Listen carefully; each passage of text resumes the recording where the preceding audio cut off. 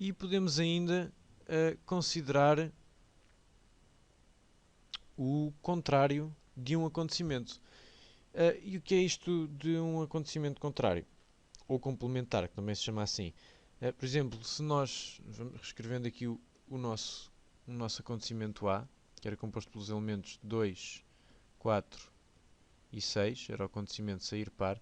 Se nós quisermos o acontecimento contrário do acontecimento A, representamos por A com uma barrinha em cima, ok? E este acontecimento A complementar, vai ter todos os elementos que o conjunto A, que o acontecimento A não tem, ok? Portanto, será composto pelos elementos 1, 3 e 5, que são todos aqueles que faltam aqui, respectivamente ao espaço amostral. E o complementar de um acontecimento tem algumas propriedades curiosas. Se nós desenharmos aqui dois diagramas de Venn para percebermos bem a diferença entre o acontecimento A e o seu complementar, portanto podemos desenhar aqui o acontecimento A e pintamos de amarelo. Ok? São todos os elementos que estão contidos neste conjunto. E agora aqui ao lado desenhamos o mesmo espaço amostral, mas a representar apenas o acontecimento A complementar. Portanto, se este é o A, e se o A complementar tem todos os resultados que o A não tem, então o A complementar ficará aqui de fora e será todo este espaço aqui à volta do acontecimento A. Ok? Portanto, todos os elementos que não estão contidos naquele conjunto. E há que observar agora algumas propriedades interessantes. Ora, vamos ver uma coisa.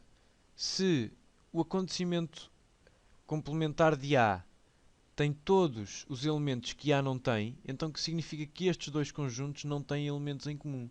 Ora, se eles não têm elementos em comum, já sabemos que a sua interseção será um conjunto vazio. Certo? São, portanto, dois acontecimentos incompatíveis.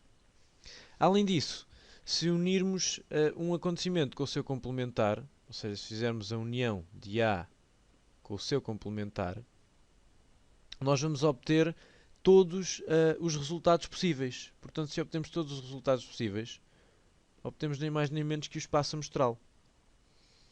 E ainda há mais outra curiosidade, é que se complementarmos o complementar, ou seja,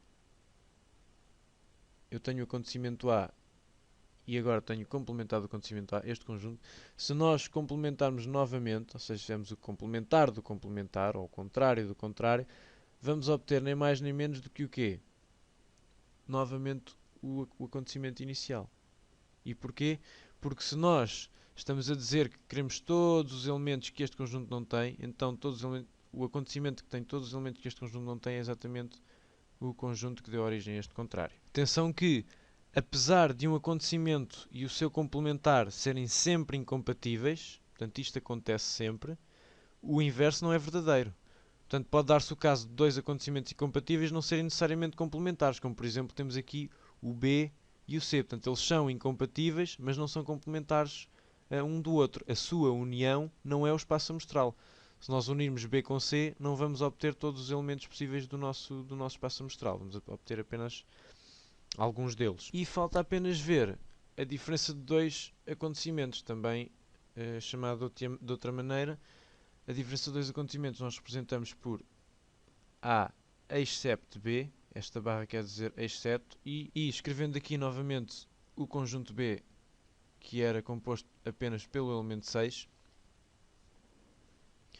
nós o que fazemos aqui com esta operação é retirar ao conjunto A os elementos do conjunto B.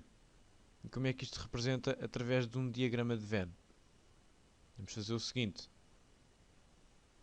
Portanto, aqui temos o nosso espaço amostral mais uma vez.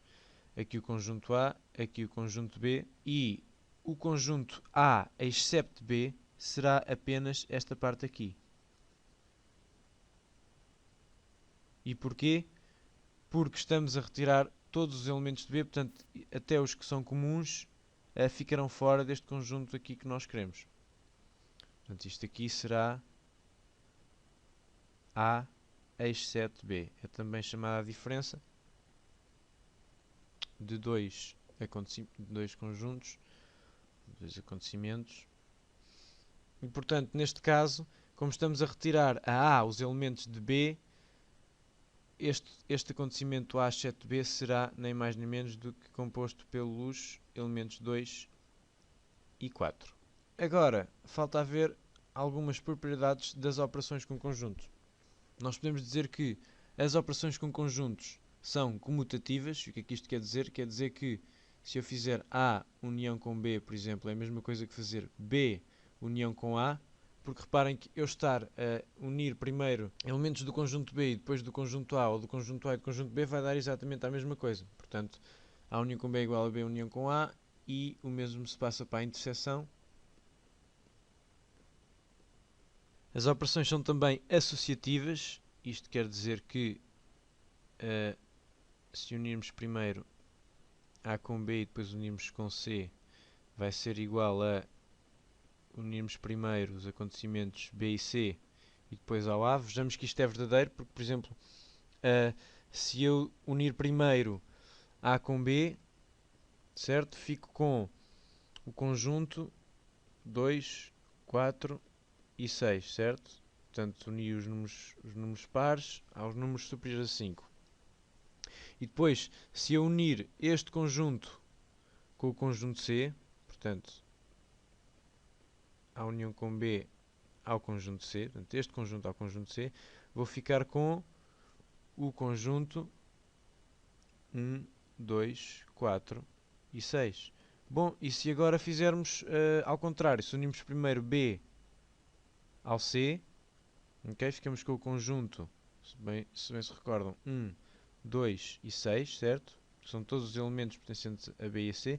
E depois, se unirmos este conjunto, se unirmos ao conjunto A, então vamos ter que A em união com o conjunto B união com C será igual a, e basta acrescentarmos os elementos do conjunto A, 1, 2, 4 e 6.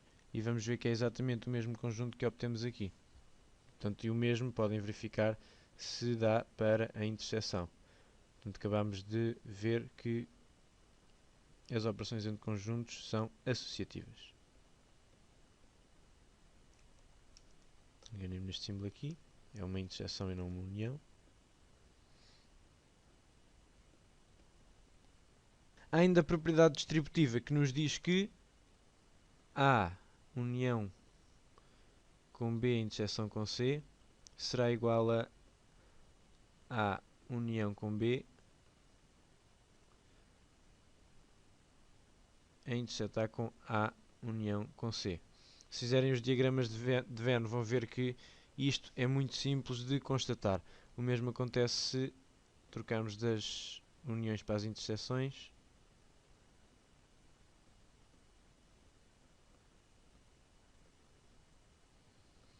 Portanto, a interseção com a união de B com C será igual a ter a interseção de A com B unida com a interseção de A com C.